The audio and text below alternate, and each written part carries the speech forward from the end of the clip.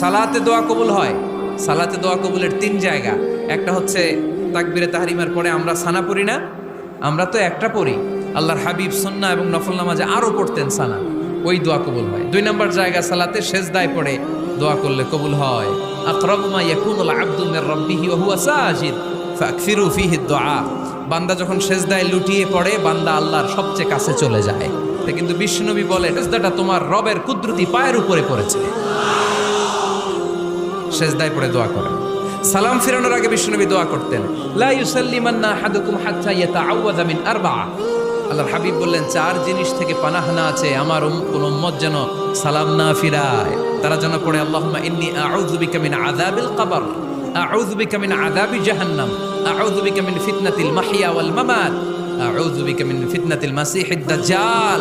আল্লাহ কবরের আযাব থেকে বাঁচাও, আল্লাহ জাহান্নামের আগুন থেকে বাঁচাও, আল্লাহ জীবন